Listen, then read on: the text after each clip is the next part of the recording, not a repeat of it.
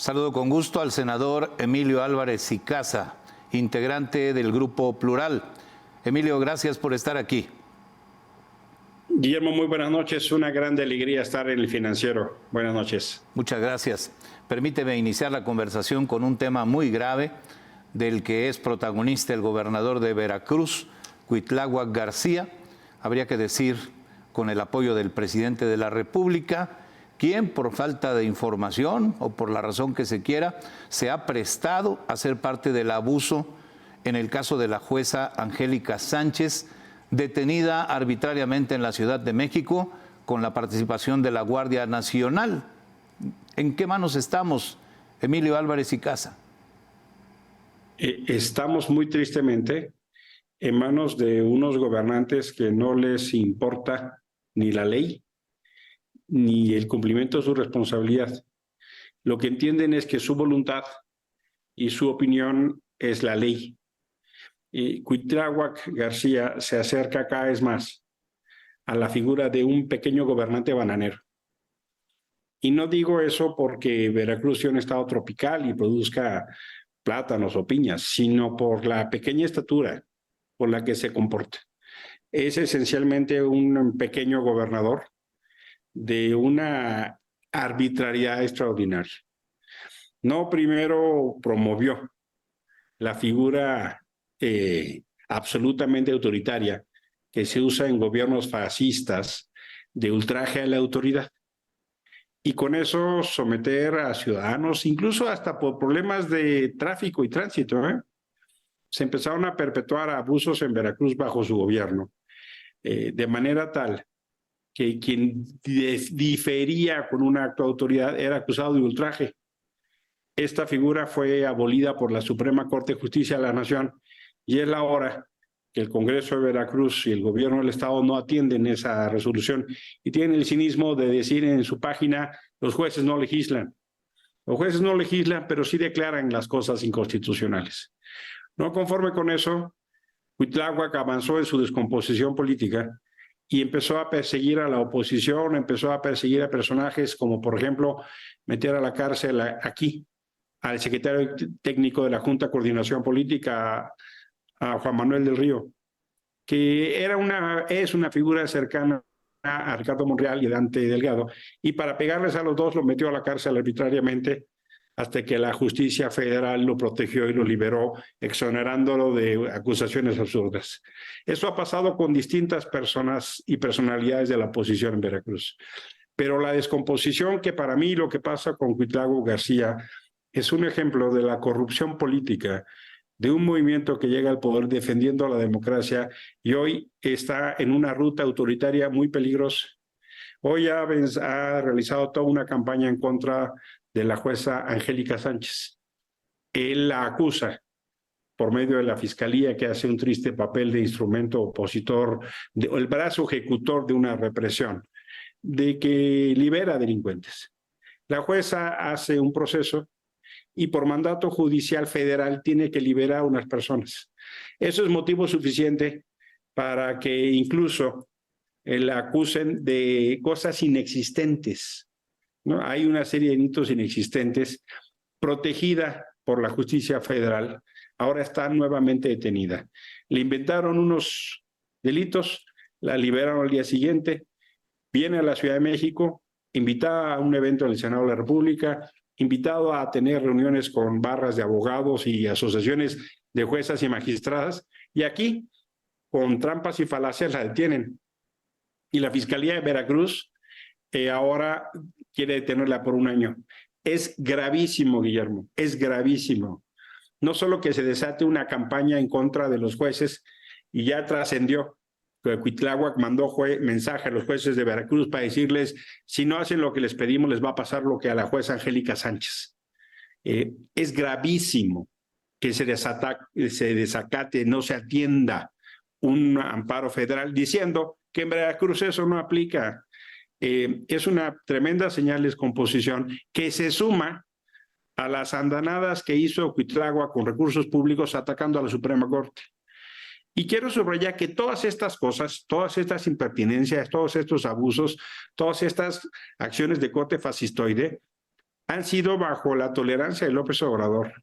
Claro, él ataca a los ministros, él ataca a la Suprema Corte porque no se le pliegan. Cuando le hacen caso, les aplaude. Y cuando no le hacen caso, les hace un ataque feroz. Y quien hace la mano, hace la atrás. Si López Obrador hace esas barbaridades en contra del Poder Judicial, pues los gobernadores de su partido, ¿por qué no? El alumno más aplicado en la descomposición y corrupción política se llama Cuitlagua García hoy en día. Es gravísimo que se estén dando estos mecanismos en contra de los jueces cuando lo que estamos viendo es un proceso de putrefacción violenta en Veracruz. Lo que está pasando en Veracruz es de alarma y Cuitlagua se dedica a perseguir a sus opositores a quien no le da la razón. Es extremadamente preocupante que Morena en lo local esté gobernando así, Guillermo. Déjame subrayar para que quede plenamente establecido lo que decías, senador Emilio Álvarez y Casa. La jueza es acusada de haber dejado en libertad a un delincuente cuya detención fue ordenada por ella misma, pero a quien tuvo que liberar debido a un amparo concedido por un tribunal colegiado a nivel federal. Es decir, ella acató una orden judicial de una instancia superior y sin embargo ha sido señalada incluso desde la mañanera como la jueza que favorece delincuentes. Se han violado derechos esenciales de la juzgadora. Te pregunto, ¿no hay nada que pueda hacerse frente a estos abusos y excesos de autoridad? Mira, qué bueno que subrayas. La jueza ordenó la detención de esta persona y son las instancias federales las que le ordenan liberarlo. Y se erige el gobernador en juez supremo, en voz suprema, como pasa en la mañanera en el Palacio Nacional, y se dedican a atacar con nombre y apellido, a desprestigiar y a deshonrar a los que no se les pliegan y se les doblan. En este caso, es inadmisible lo que pasa con la jueza Angélica Sánchez. Y hay ya, por supuesto, están prendidas todas las alertas. Amnistía Internacional ya tomó el caso. La Asociación de Juezas y Magistradas ya envió el tema a la Comisión Interamericana de Derechos Humanos, la Defensoría Pública Federal que estaba atendiendo este caso, y por supuesto esto ya está también en manos del Relator para la Independencia de Jueces y Abogados de Naciones Unidas. El proceso va a seguir su cauce.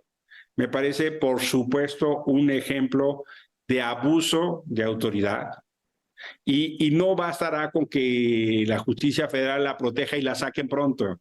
Me parece que la descomposición de Veracruz es muy preocupante, sobre todo porque ese estado va a ir pronto a elecciones, sobre todo porque vamos a tener un proceso electoral federal y estamos viendo a un comportamiento que hace recordar esos abusos que en su momento tuvo el gobernador Precioso.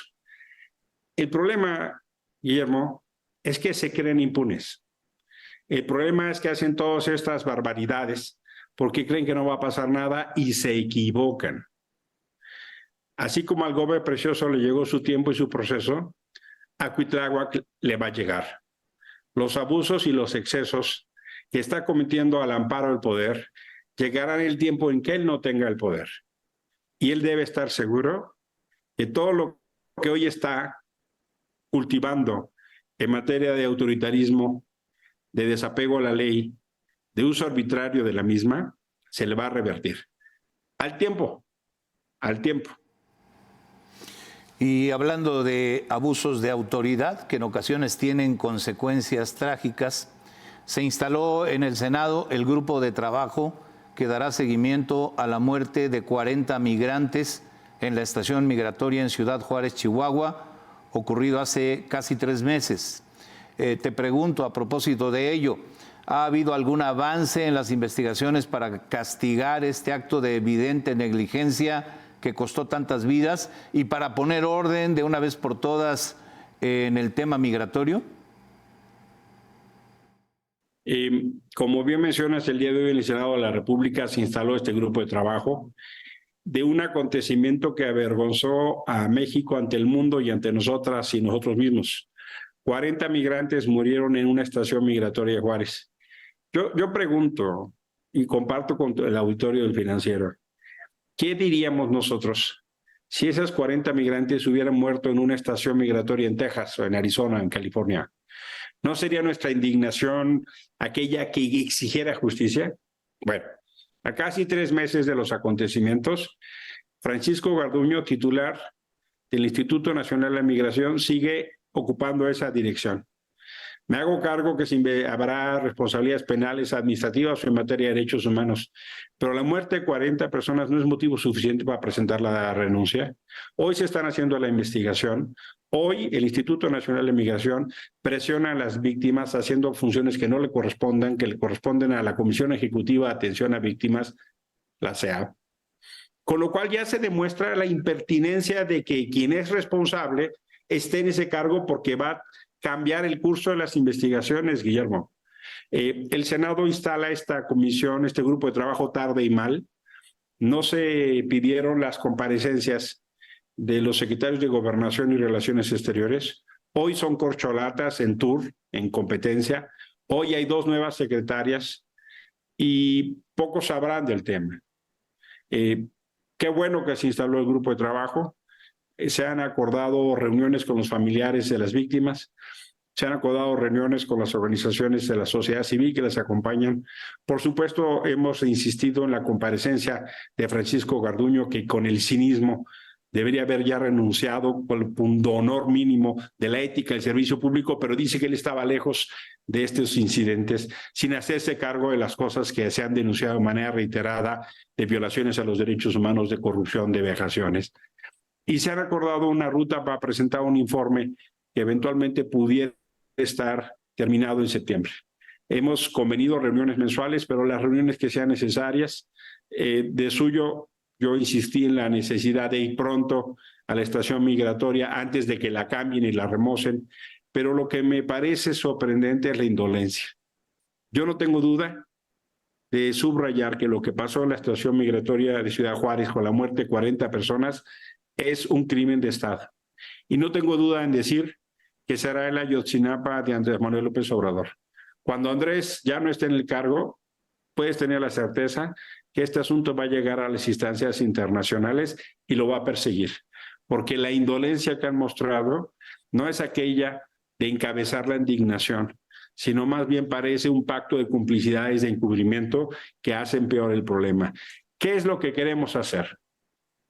Lo que yo aspiro y espero es que en la atención de esta tragedia se puedan generar una serie de recomendaciones de carácter estructural que ayuden a evitar que esto se repita.